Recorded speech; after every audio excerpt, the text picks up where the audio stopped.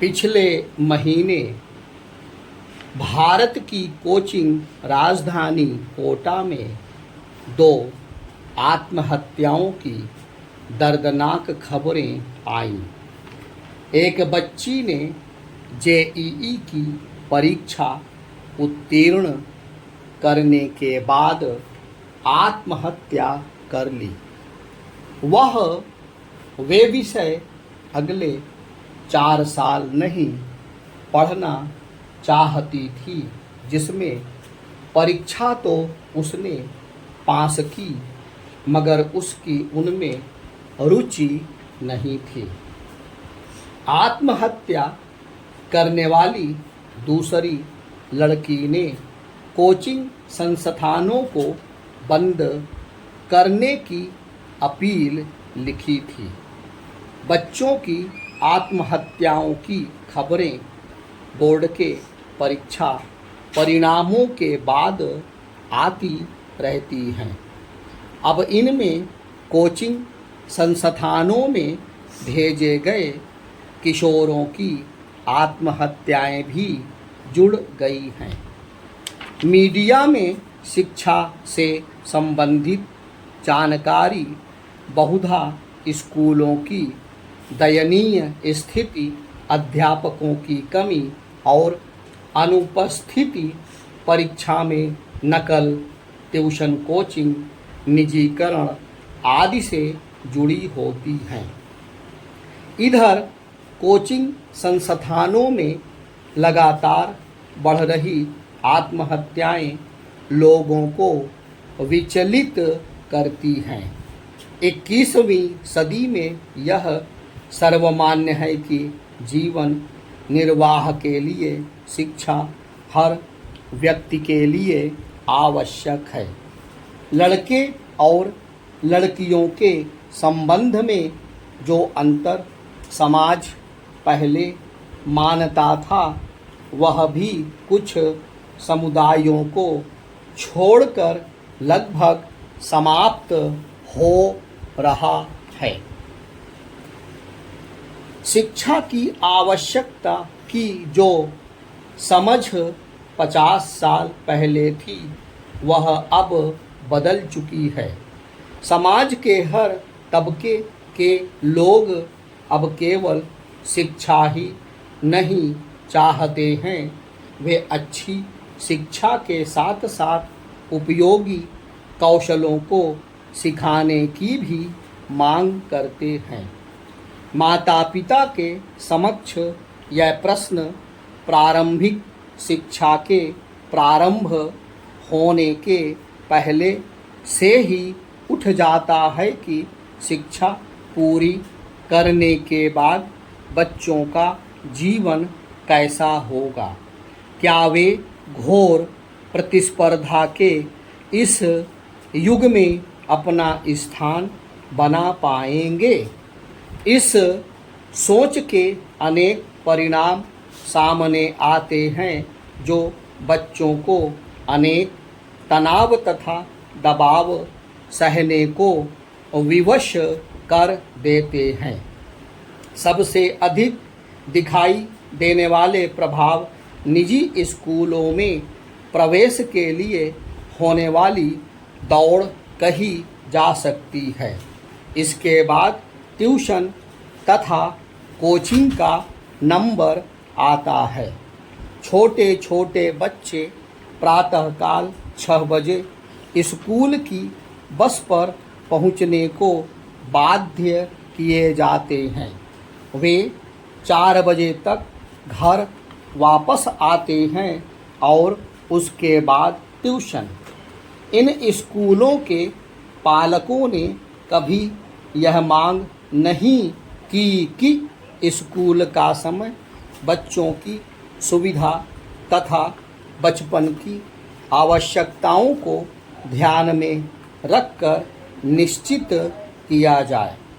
कई स्कूलों के प्राचार्यों से व्यक्तिगत बातचीत में यह उभर कर आया कि कठिनाई स्कूलों को नहीं, मगर माता पिता तथा स्कूल के अध्यापकों को होगी। यदि स्कूल प्रारंभ होने का समय 9 या 10 बजे प्रातः कर दिया जाए। जब कोई समाज इस प्रकार से अपने कार्यकलाप निर्धारित करता है, तब वह अपने ही बच्चों के साथ न्याय करने में पीछे रह जाता है। यहाँ एक और महत्वपूर्ण पक्ष उभरता है।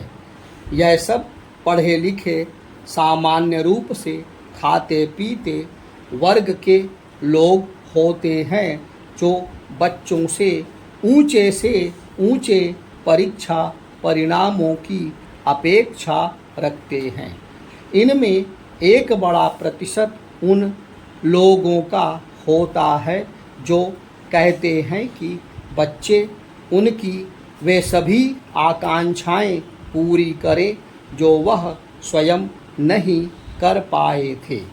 आज जिस ढंग से बच्चों के एक बड़े प्रतिशत को मातृभाषा के माध्यम से दूर कर दिया जाता है, वह अपने आप में उनके साथ अन्याय ही है। बच्चे का यह मौलिक अधिकार है कि उसे प्रारंभिक शिक्षा उसकी अपनी मातृभाषा में ही मिले। निजी स्कूल अंग्रेजी माध्यम की ललक को अपने लाभ के लिए भुना रहे हैं। यह निर्विवाद है कि विश्व के अग्रणी देश केवल अच्छी शिक्षा देकर ही आगे बढ़े हैं। उन्होंने पहले शिक्षा का सार्वजनिकरण किया और ध्यान रखा कि उसकी गुणवत्ता में कमी ना आने पाए। इसके साथ ही साथ वहाँ बच्चे की रुचियों को जानने पहचानने का प्रयास स्कूल तथा माता पिता ने मिलकर किया। स्कूलों ने माता पिता को इस संबंध में आवश्यक जानकारियाँ दी कि वे बच्चों को अपनी मनोकामना पूर्ति का साधन ना समझें तथा इन्हें अपनी रुचि की दिशा में आगे बढ़ने दें। यहाँ पर स्कूल का दायित्व उभरता है कि माता पिता को याद दिलाएं कि बच्चे की भावनाओं, संकल्पनाओं तथा जिज्ञासा को पनपने देना ही उनके जीवन में उनका सबसे बड़ा योगदान हो सकता है।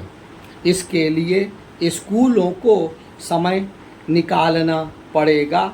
अपने प्रत्येक अध्यापक को उचित प्रशिक्षण देने की व्यवस्था करनी होगी। प्रसिद्ध साहित्यकार R.K.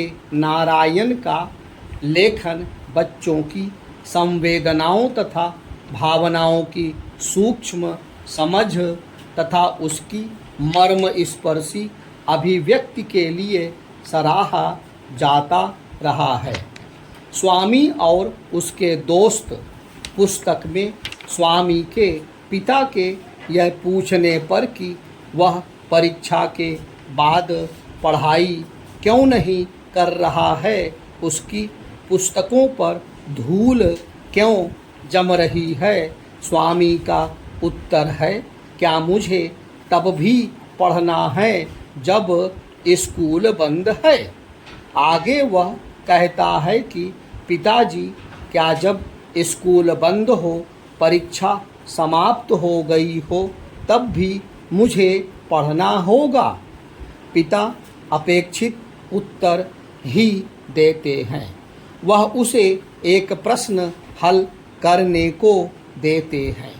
श्याम के पास 10 आम हैं और इन्हें बेचकर वह 15 आने कमाना चाहता है। कृष्ण को 4 आम चाहिए, उसे इनके लिए कितने पैसे देने होंगे।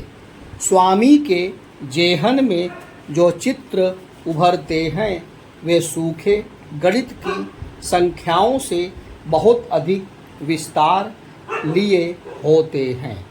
आम का नाम सुनकर उसके मुंह में पानी भर आता है। काफ़ी देर बाद जब पिता पूछते हैं कि प्रश्न हल हुआ या नहीं, तो स्वामी का उत्तर होता है कि प्रश्न यह था कि आम पके थे या कच्चे। अंततः वह प्रश्न का हल खोज लेता है, मगर पिता को बताने के बाद वह फूट फूट कर रोने लगता है। हर अध्यापक के समक्ष ऐसे प्रकरण आते ही रहते हैं। यदि वह इनका महत्व समझ सके तो बच्चे का ही नहीं, उसका भी सीखना आगे बढ़ता है। यदि ऐसा उत्तर अध्यापक सुनता है तो वह उसे सही ढंग से तभी समझ सकता है जब अपने को बच्चे की जगह रखकर सोच सके। जिज्ञासा तो अध्यापक के अंतःकरण में जीवित रहनी ही चाहिए, तभी वह अपने कर्तव्य निभा सकता है।